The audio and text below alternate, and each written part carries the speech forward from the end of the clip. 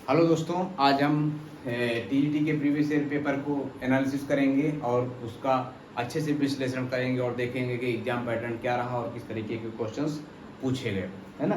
तो देखिए, इसमें जो है जितने भी सब्जेक्ट है उनको हम सब जितने भी क्वेश्चन पूछे गए उनको हमने सब्जेक्ट वाइज समराइज किया है कि किस सब्जेक्ट से कितने क्वेश्चन पूछे गए। तो हमारी सीरीज बनाने का तरीका ये रहा कि जिस सब्जेक्ट के पहले क्वेश्चन मिलते गए उसको हम पहले मेंशन करते गए। तो देखिए, प्लांट पैथोलॉजी के टोटल 7 प्रश्न पूछे गए, ठीक है।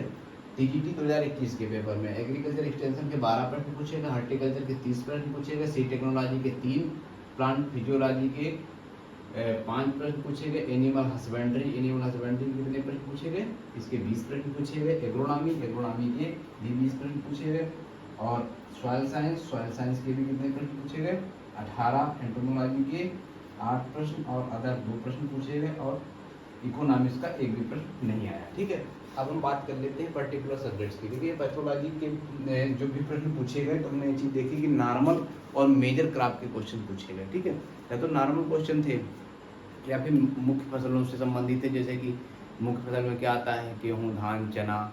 तो चने की जैसे बिल्ट के बारे में पूछा गया। ऐसा नहीं है कि आपसे जो है एकदम पूछ ले जाके अदरक की बीमारी है ना, ऐसा कुछ क्वेश्चन नहीं पूछा गया। तो मेजर क्वेश्चन पूछे गए नॉर्मल। एग्रीकल्चर एक्सटेंशन में जो क्वेश्चन थे वो या तो डायमेंशन के थे, यानी कि जो जितने भी प्रोजेक्ट और योजनाएं हैं उससे संबंधित या तो क्वेश्चन थे या तो कम्युनिकेशन से थे। इसी 2 चैप्टर से नॉर्मली आते हुए हार्टिकल्चर के सबसे ज़्यादा 30 प्रश्न पूछे गए। इसमें कौन कौन से सब्जेक्ट थे? इसमें वेजिटेबल साइंस था, पोमोलॉजी यानी कि फल विज्ञान था, प्लस क्या था, फ्लोरिकल्चर था, प्लस पीएचटी यानी पोस्ट हार्वेस्ट मैनेजमेंट, जिसमें जैम, जेली, मुरब्बा ऐसा पढ़ाया जाता है, ठीक है। सीड टेक्नोलॉजी करो, बॉटनी करो, प्लांट ब्रीडिंग करो, इससे 3 प्रश्न थे। सीड एक्ट वगैरह पूछा गया, ठीक है। प्लांट फिजियोलॉजी से 5 प्रश्न थे। इसके कुछ क्वेश्चन इतने नॉर्मल थे उनको कंसीडर करना मुश्किल था कि किस में रखा जाए, जैसे कि टाइप ऑफ जर्मिनेशन पूछा गया तो इसको सीड टेक्नोलॉजी में भी इसको पढ़ाया जाता है, एग्रोनॉमी में भी पढ़ाया जाता है और फिजियोलॉजी में भी पढ़ाया जाता है। तो इस टाइप के क्वेश्चन और कुछ जो है क्वेश्चन फोटोसिंथेसिस या उससे भी थे, है ना। तो एनिमल हस्बेंड्री से कितने प्रश्न आए? 20 प्रश्न पूछे गए। एनिमल हस्बेंड्री एंड डेयरी से 20 प्रश्न पूछे गए। एग्रोनॉमी से भी 20 प्रश्न आए, ठीक है। सॉइल साइंस से 18 प्रश्न, एंटोमोलॉजी से टोटल कितने आए? 8 प्रश्न और अन्य 2 प्रश्न आए टोटल। और इकोनॉमिक्स सिलेबस में होने के बावजूद भी इससे प्रश्न नहीं पूछा गया। तो देखिए, 2 चीज़ें समझनी है। पहली ये कि हार्टिकल्चर से 30 प्रश्न पूछे गए, इसका मतलब ये नहीं है कि हम हार्टिकल्चर पढ़ेंगे ही नहीं, ठीक। दूसरा मतलब हार्टिकल्चर से 30 प्रश्न है तो इसका मतलब ये हम हार्टिकल्चर ही रटें, ठीक है।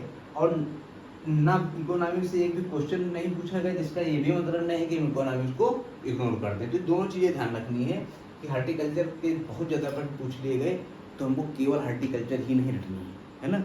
और दूसरी चीज़, इकोनॉमिक्स का एक भी नहीं है तो इकोनॉमिक्स को छोड़ दें, ऐसा कुछ नहीं है। हमको कोशिश करें कि सभी सब्जेक्ट को बराबर टाइम दें, ठीक है। और एक सब्जेक्ट को क्लियर करते हुए चलें। कैसे? जैसे कि मान लो हमारा ये सिलेबस है, सिलेबस में जो पर्टिकुलर चीज़ दी गई है, जैसे मान लो उसने कह दिया क्या, वेदर, WEATHER, वेदर उसने कह दिया, तो वेदर हम जब हमारा पूरी तरीके से पढ़ जाए तो हम वेदर को क्या करें, हाईलाइटर से हाईलाइट कर दें, यानी ये पढ़ गया। इसी तरीके से सिलेबस को जितने भी पॉइंट्स हैं जब जैसे जैसे पढ़ता जाए उसको हाईलाइट करते जाओ। पढ़ लो, पढ़ने के बाद में उस जो सब्जेक्ट कंप्लीट हो जाए, कि मान लो हमारा पूरा एग्रोनॉमी कंप्लीट हो गई, तो एग्रोनॉमी में it is not about crop production.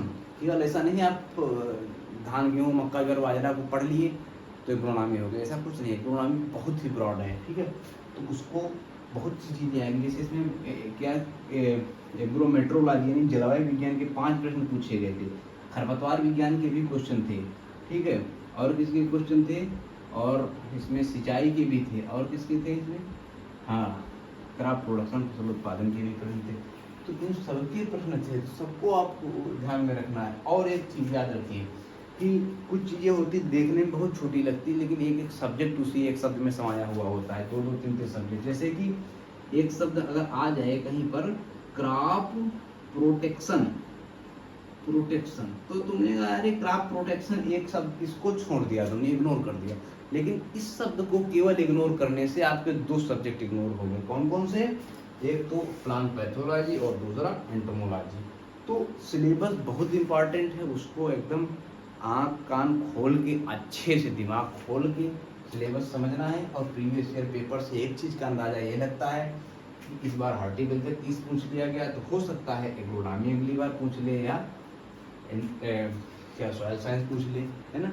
तो इस तरीके से चीज़ें, और तो इसलिए अच्छे से तैयार करना। दूसरी चीज़ क्या है कि अब पता चला कि प्लांट पैथोलॉजी 7 क्वेश्चन है, तो चलो प्लांट पैथोलॉजी छोड़ देते हैं, तो ऐसा नहीं है। क्यों नहीं है? अगर इसके क्वेश्चन है तो ज़्यादा भी आ सकते हैं। दूसरी चीज़, अगर उतने भी आए तो ये ऐसे सब्जेक्ट हैं प्लांट पैथोलॉजी, एंटोमोलॉजी, इनमें कम ही लोग ऐसे होंगे जो 50+ से ज़्यादा का स्कोर करेंगे, 50% से ज़्यादा का। जैसे कि 8 प्रश्न आएंगे तो कम ही लोग होंगे जो 5 से ज़्यादा प्रश्न सही करके आएंगे एंटोमोलॉजी से। तो इन सब्जेक्ट से यूनिक बढ़त मिलती है। जो ये सब्जेक्ट में करते हैं वो कंपटीशन को ज़्यादा फाइट करेंगे, क्योंकि ये हार्टिकल्चर और एग्रोनॉमी सब्जेक्ट है, इनमें तो काफ़ी लोग स्कोर करेंगे, ठीक है।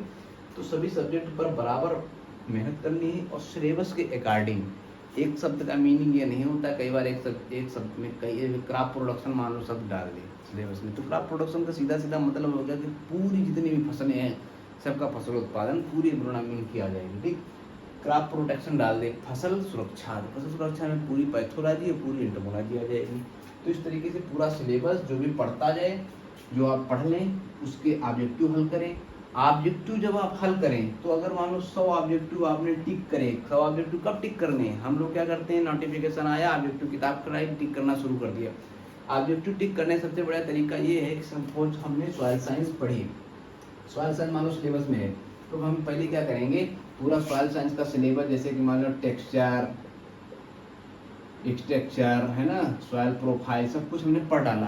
पूरा सिलेबस जब हो गया तो हमने क्या किया, सॉइल साइंस की बुक उठाई, कोई ऑब्जेक्टिव, जैसे मान लो सारकांतवा ही ले ली, उसमें फिर सॉइल साइंस के जितने ऑब्जेक्टिव हैं उनको हमने टिक लगा डाले। हमने देखा कि हमारे एवरेज क्या जा रहा है, 90%, यानी जब 100 प्रश्न हम ऑब्जेक्टिव हल कर रहे हैं तो उसमें हमारे 90 सही हो रहे हैं। तो यानी कि अगर हम एग्जाम में बैठेंगे जाके, तो अगर सब कुछ सही रहा, सिलेबस से आया, तो हमारे 80% क्वेश्चन सही होंगे। तो वही चीज़ है कि अगर आप 80% क्वेश्चन सही कर रहे हैं जाके, तो 80% अगर आप सभी के क्वेश्चन सही कर देंगे जाके, तो आपके टोटल क्वेश्चन 100+ बन चले जाएंगे। और आई होप जो है कट ऑफ 100+ जो है अगर जाएगी तो आपका आसानी से इसमें हो सकता है।